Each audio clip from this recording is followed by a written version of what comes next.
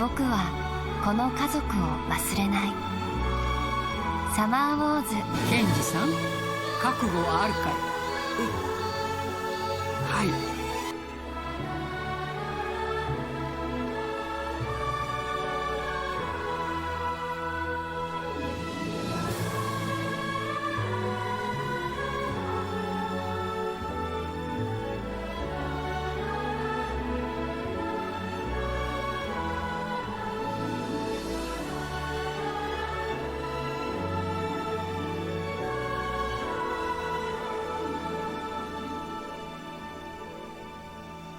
So Summer Wars is a heartwarming story about family. It is also a fantastical story about social media cyberspace under threat by a powerful virus. It is masterful how it brings these contrasting topics together with its superb characters and plot about how diversity of skills and talents turn a normal ability in the real world into a magical strength in the cyberspace as your avatar. Summer Wars follows the story of Kinji and his crush Natsuki, who invites him to a family gathering over the summer. Natsuki has a big family, with many of her family members having key jobs in the police force, the fire department. Some of them are doctors, computer programmers, fishermen, sports personalities, that kind of thing. But none of them are important enough to be famous, but following their family history, they make up influential roles in their home to strengthen the community. So they're all important people in their own right. So when the family comes together to celebrate a birthday, Natsuki feels that there is a certain expectation on her. Keen to show her maturity by bringing home a boyfriend, whether she actually has a boyfriend or not. It didn't really matter, she was just trying to keep up appearances. Anyone who has experience with large families will relate to the theme and the banter and the family riffs that they have in this one. There's the bratty kids, the gossiping mothers, the ones who never stop working, the crazy uncles, they mean well cousins, the proud fathers, the outcasts, you get the idea. But by the end of the movie, you can't help but feel you have grown attached to this family that Summer Wars talks about, and you wouldn't mind seeing more of them because they're quite entertaining. Parallel to the family drama is the social media inspired world of Oz, which is kind of like this social, like a super Facebook, like a mega powered Facebook or Twitter. I think that's probably the best way to explain it. Oz is connected to everything and everyone is connected to it. Whether you play video games, play casual games, watch sports, social media, all forms of communication, even things like paying your tax, going shopping, work, storing private data, that kind of stuff. Everything is part of this super secure world of Oz, and everyone has their own personalised avatar to be a part of the world. Some of the avatars are cute, some are goofy, some are very cool. Who you are in the real world means nothing to the personality you are in Oz. And Oz is embedded into the characters' everyday lives, and they often forget how important it has become for them. Super virus threatens to destroy Oz and rob people of their avatars and personal data. It turns the world into chaos, quite literally. It is then that Summer Wars' genius to take normal everyday abilities of Natsuki's family, the jobs that they do, and they all rally together in this cyber world and lend their abilities and knowledge and strength to overcome this super virus in a very touching and timeless tale. Summer Wars is amazingly well paced and is probably more relevant these days than when it was created, with the importance of social media and how connected we all are to one another in the cyber world. It is truly an inspiring story of the best parts of the internet and the importance of a supporting community. Let's face it, most things that talk about the internet tend to say how bad it is. I feel that Summer Wars talks a lot more about what's good about the internet and shows the good things that can come from it. No matter how insignificant a person's interaction is at first, they all contribute well to the story of Summer Wars and sometimes play surprisingly big parts, even though you think, well, how's that person ever going to be useful in this situation? And because it is a feel-good film, and because it is about social media and everybody coming together and how you're all connected through the internet rather than in social gatherings and family and things like that, I think it is a story right now that we need, considering what's going on in the world. I think it sort of hit quite hard and hit home for a lot of people. You will also benefit because it plays I won't spoil it for you, but it will play a part of it to have a little bit of knowledge about the Japanese card game Hanafuda. It's like a game of Snap or pairs. Basically, you match types of flowers pictured in cards. As you collect these pairs, you might build sets that earn more points.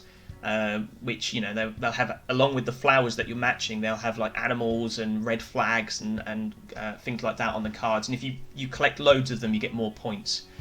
You then have the choice to cash those points in and bank them, or gamble for a massive points increase where you can continue to build these sets up by saying the words koi koi.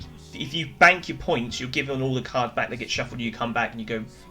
You start a new round. But if you decide to say koi koi, you keep the sets you've got. So there's a chance that the cards will come out and you'll get even better hands. So it has a risk and reward sort of type feel to the game. But saying koi koi and going for bigger points will bring your opponent back into play, and they could get the big points before you. So it's a game of luck, it's a game of judging the odds and studying what cards have come out of play and what's yet to come out of the decks. But you kind of need to know a little bit about that as part of this movie, because they reference it quite a lot. And it's the game that started Nintendo. So, they started making Hanafuda cards, that's how they started their business, so it must be good. Summer Wars is an exciting, climactic, uplifting, packed with emotion and action. It's a great film. Summer Wars is an animated movie that casts out any preconceptions you might have about the genre of anime. It's the movie I tend to show people when they say to me they don't like anime, just so I can prove them wrong, because this does show a different side of that kind of genre. And I think it's right up there with, a lot of people hold Studio Ghibli in high regard, and I think it's right up there with a lot of Disney movies, to be fair. I think it's really, really good. Strange Game Society. I've seen Girl Who Let Through Time, same writer studio. It is, and that is another one we certainly will cover on Animania at some point, but I think Summer Wars just tips it on how good it is. Girl Who Let Through Time is a fantastic movie as well, and if you like Summer Wars, you definitely like that. But I thought Summer Wars was is kind of it's more unique, and that's what I really like about it. So if I had to recommend one or the other, I'd say Summer Wars first. But trust me, you wouldn't go wrong with any of those, both of those. Strange Game Society continues. Both feel a bit like Ghibli knockoffs. No offense. Yeah, you can see that. I think the biggest difference between this studio and Ghibli is Ghibli tends to be more fantastical, a bit like Alice in Wonderland, where it's more, the really strange type characters. I'll talk about that sometime in the future, but for me, I love the way this studio takes a realistic story, and yes, on the surface it looks very similar, but it takes a real grounded story and makes it fantastical in a different way, without getting to Alice in Wonderland or Labyrinth on you with their crazy looking characters and stuff like that. But yeah, I mean, check it out. Once you've sat down and watched it, you'll definitely tell a difference between the two studios. But I love this. Pretty much everything they've released has been a home run, except for one movie, but I can't remember what it was called. But I didn't like that one at all. Kishra says it sounds interesting. It certainly is. Check it out. Just to break down on Summer Wars, then the commitment to it is small. It's an hour and a half movie. It's a fantastical world. It's a one-off thing. There isn't anything else to watch. So if you want to see what this studio is and the differences between Studio Ghibli and this studio and how they do things, you just have to watch this one film. If you like this, you tend to like the other stuff they give. So it's very small commitment to it. The pace is very quick. There's a lot to take in, and you're kind of drawn to it. A good gauge to that is when, again, people, like I said, who have not liked anime, who don't like it at all, tend to sit down and they go very quiet very quickly, and by the end of it they're in tears because it's of how sort of heartwarming it is. So the pace is very quick. It chucks a heck of a lot of detail into 1 hour and a half film. You know, it doesn't stop, but at the same time it's done, unlike Karas, it's done in such a masterful way that I wouldn't cut anything out of the film in the same way I wouldn't need to add anything, because it's just very well paced. The animation is outstanding.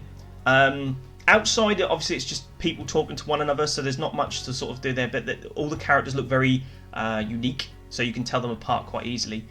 Inside the world of Oz, it's just, I don't know. It's like I said, it's like if Facebook or Twitter or whatever was a real virtual reality world and you can walk around in it, you know.